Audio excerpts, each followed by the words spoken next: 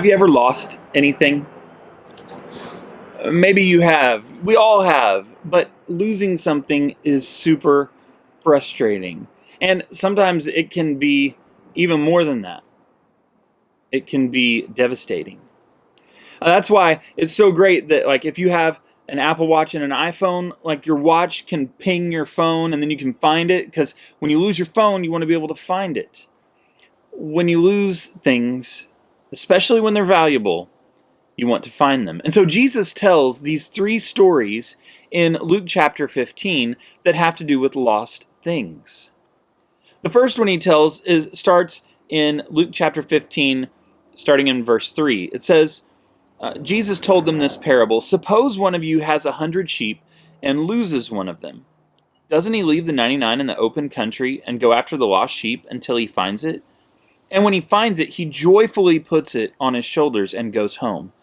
Then he calls his friends and neighbors together and says, "Rejoice with me. I have found my lost sheep." I tell you that in the same way there will be more rejoicing in heaven over one sinner who repents than over 99 righteous persons who do not need to repent. So Jesus starts out with this story of a shepherd who loses one of his 100 sheep. Now, if you've taken a test recently or done an assignment and you got a 99 out of 100, you'd probably feel pretty good about that, right? On a test, missing 1 out of 100 means you've done really, really well. But, back in the day when we used to go places on trips together and we'd go to camp, we'd have like 110 people on the bus. And if we unloaded at McDonald's, Walmart, if we unloaded at McDonald's and everybody got off and then they ate their breakfast and they got back on the bus and we had 109 out of 110, we wouldn't just leave. We'd wait until we found that one. And it's the same way for the shepherd with his sheep. It's important to him that he finds this sheep. That's a part of his livelihood. It's very valuable for him to have all 100 of his sheep. And so he goes out. I think that's so important in this story. He goes out. He leaves the rest of them behind, and he goes to find the one that has been lost. And he does. He carries it back on his shoulders, and he rejoices. He throws a big party whenever he gets back because he finds his sheep. Well, look at the next story that Jesus tells, starting in verse 8. It says, "Or suppose a woman has 10 silver coins and loses one. Doesn't she light a lamp, sweep the house, and search carefully until she finds it? And when she finds it, she calls her friends and neighbors together and says, 'Rejoice with me. I have found my lost coin.' In the same way, I tell you, there is rejoicing in the presence of the angels of God over one sinner who repents." Coffee is good. Here in this story, the woman loses one of her coins. She has lost money, so valuable. So it says that she lights a lamp, she sweeps the house, and she searches carefully. She looks everywhere for this coin until she finds it. And when she does, she calls her friends up. She's like, "Hey, yo, I found the coin. Like, be happy with me." And so, in both of these stories, something is lost, and the one who owns goes to look and finds and rejoices. It makes me think that God is actively searching for his people. Those of us who have wandered away, those of us who have gone on, those of us who've made choices to go away from God, he is actively seeking us out. And that's who God is.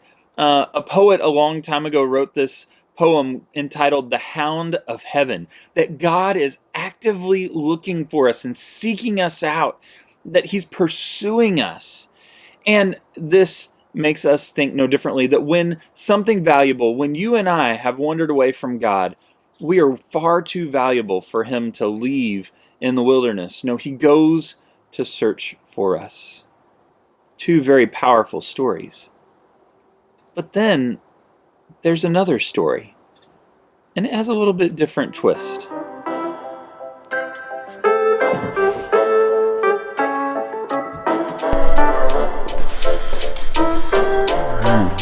Gotta keep looking.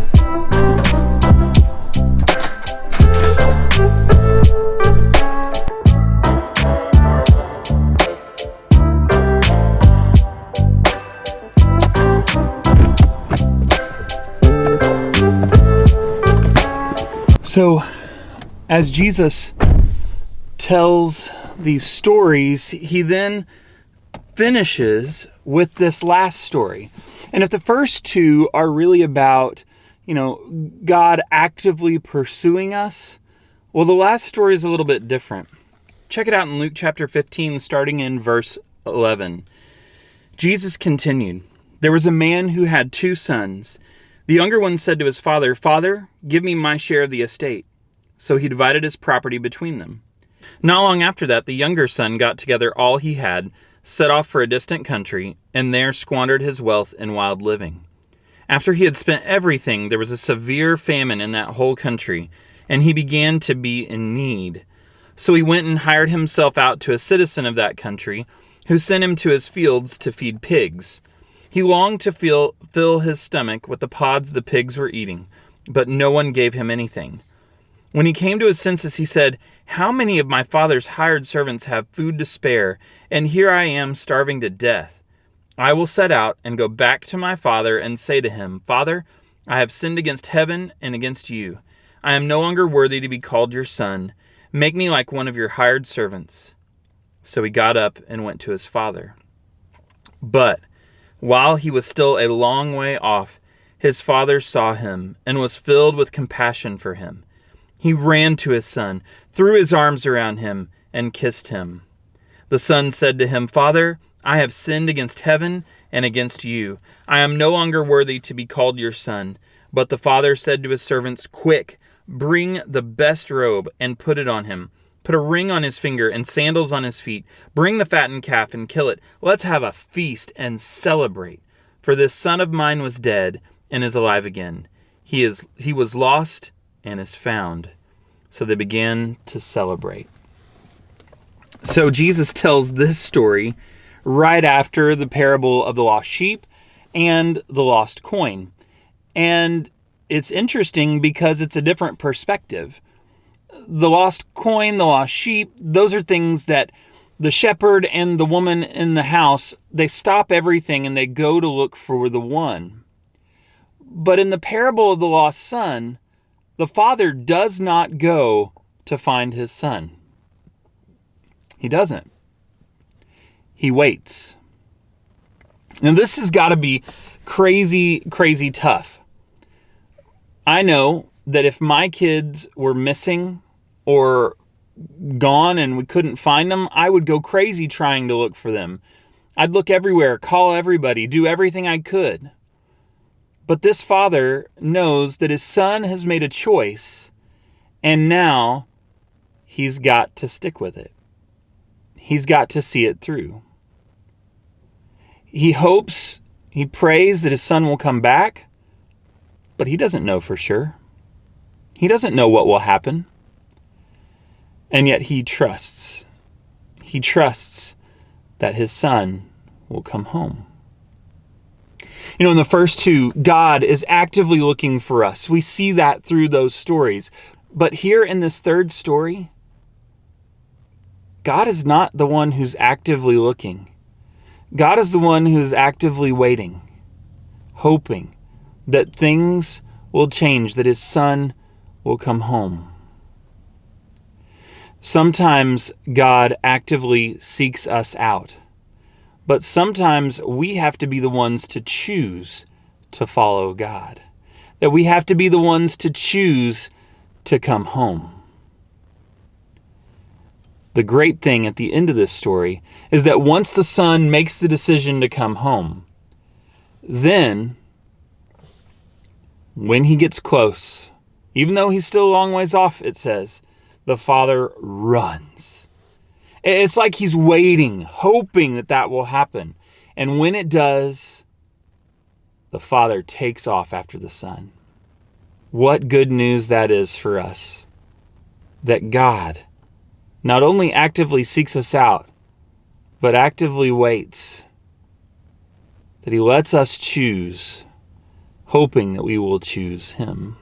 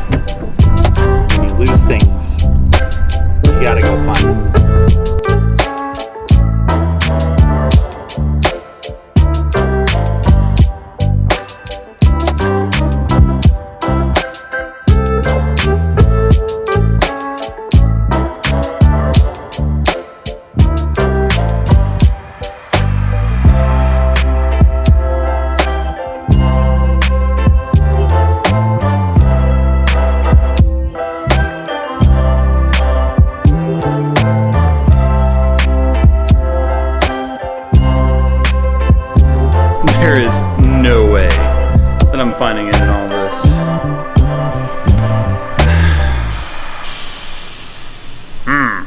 So where are you in the story? Are you someone that has wandered off, gotten lost? Are you someone who's waiting for Jesus to come find you, to come rescue you? Good news is that he's actively looking for you. Maybe you have made some choices that have led you down a path that you shouldn't have been down in the first place. And maybe you've wandered off and you feel like, I can't possibly come back to God after all I've done. All it takes is that moment of turning around, and while you're still a long way off, God the Father runs towards you. Wherever you are this week, my hope and my prayer is that you will know that God is actively looking for you, and that he's actively waiting for you to turn and to repent, to come back to him. As Jesus tells these stories, it's clear he is not a God that smites people and enjoys it. No, he's a God who loves and rescues. So, do you feel loved today? Are you someone who needs to be rescued? And will you let our God actively find you and bring you back to him? Hope you find who it is that's looking for you. Have a great week. Hey, are you looking for this?